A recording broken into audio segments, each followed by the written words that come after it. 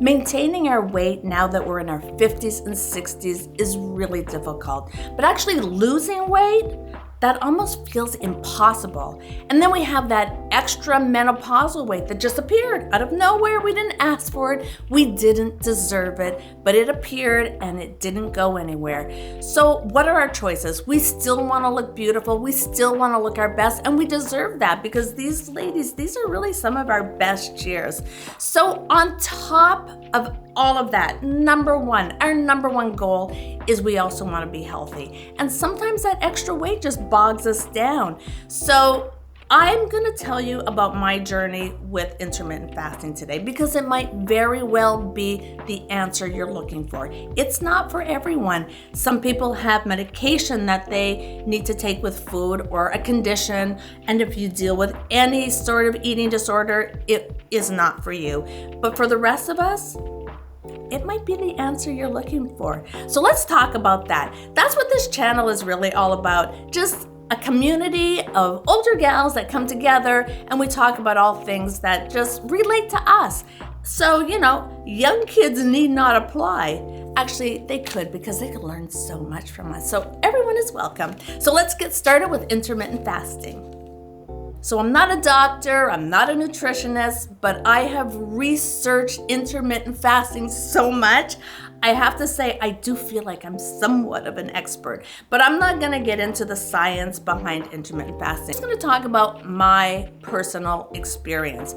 It's a very good option to help you lose some weight, but the health benefits are so fantastic. And the reason why is because you're not eating for a long enough period of time where your body actually has time to digest the food that you ate, instead of it always getting fed more food and never having a chance to really catch up. So you're giving it a time to completely digest, and then it has time to renew the cells and just really start healing the body. So that is like the best health benefit that comes with intermittent fasting. So when we get to be our age, like some of us are in our late 50s or 60s, beyond, we have aches and pains, we have stiffness, we have arthritis. It really helps with inflammation. So I know you will feel a big difference. So for me, I have always intermittent fasted.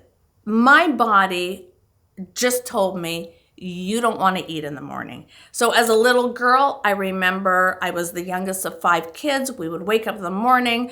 My mother would lay out all those sugary cereals on the kitchen table. We'd pour ourselves a bowl of Fruit Loops and off to school we would go. I spent my childhood with a sore tummy after breakfast. And then I became an adult and I could make my own decisions. And I decided if I'm not hungry, I'm not gonna eat. So I just started listening to my body. Novel concept.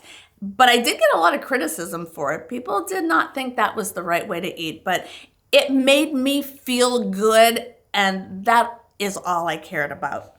Then somebody named it.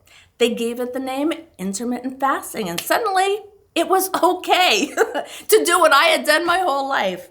And since I have done a lot of research on it, it kind of occurred to me, I'd never thought of this before, but I've never really had a weight problem, a few pounds here or there, but I've never struggled with weight. And I'm thinking that might be the reason why, because I have just always eaten this way. So let me explain a little bit about intermittent fasting.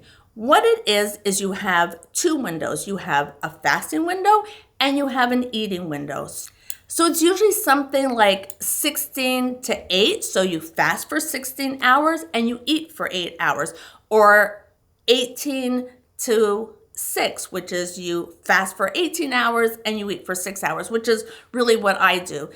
But most people, I think, do the 16 to 8. So basically what you do is you cut out breakfast. So how it works is you eat your last meal, dinner, and then you don't eat until the next day. Say there's 2 ways you can do it. So if you would normally eat at 7 in the morning, then you could do it gradually. The first little while you eat then at 8, and then you eat at 9, and you do that until you're just eating at lunchtime. Or you do it cold turkey. I've never had to go through that because, like I said, I've always eaten this way. But my husband a few years ago decided he wanted to intermittent fast. And so he just did a cold turkey. And I'll say that if my husband can do it, literally anyone can do it, because he was one of those people that you didn't want to be around him if he hadn't eaten. So he just adapted really, really easily. So I think it's something, and from all my researches, it's pretty easy to do. I think sometimes we get in our heads, but I think once your body adapts, you have so much energy during your fasting period, you won't believe it. Okay, so what can you consume during your fasting period? Black coffee or tea. I don't drink coffee, but I always have my tea in the morning. I have cinnamon tea, which means I just put some cinnamon into my hot water. A little bit of that won't bother your fast. I have apple cider vinegar. You can put that, which actually really helps. The cinnamon and the apple cider vinegar both really help with burning fat.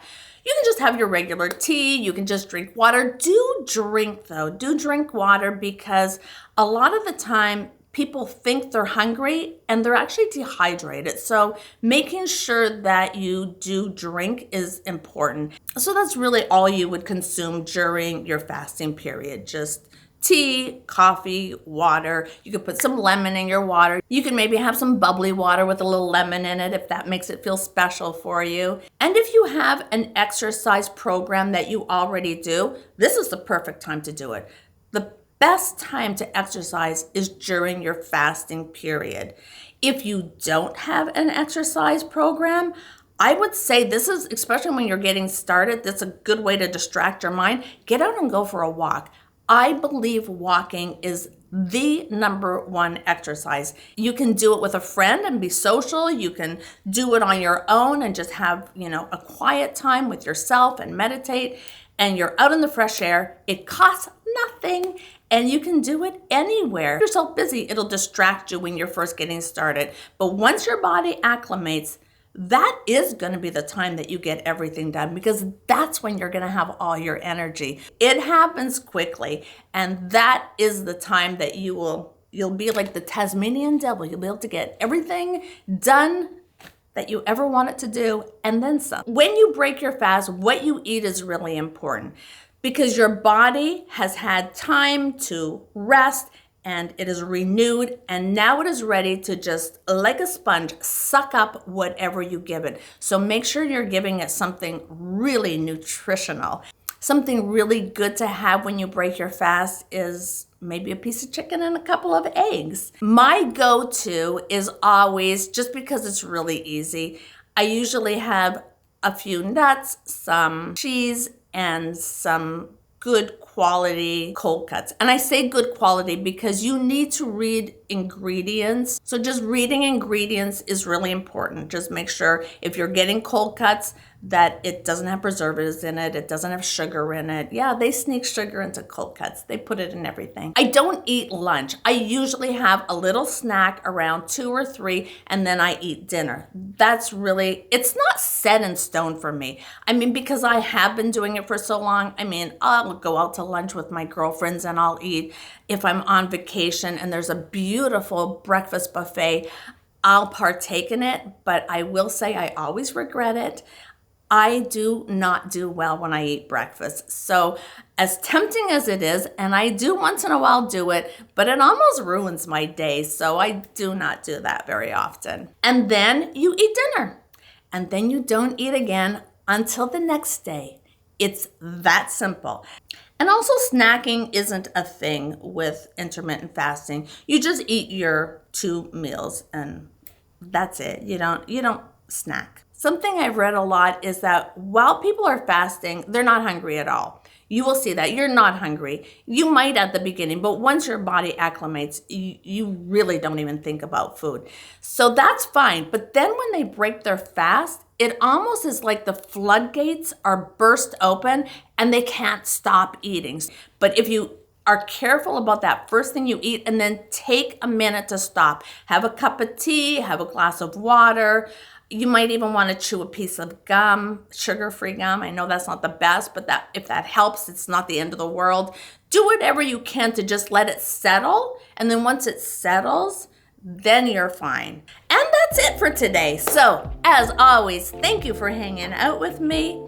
It's always a treat to have you gals around. And until we meet again, bye.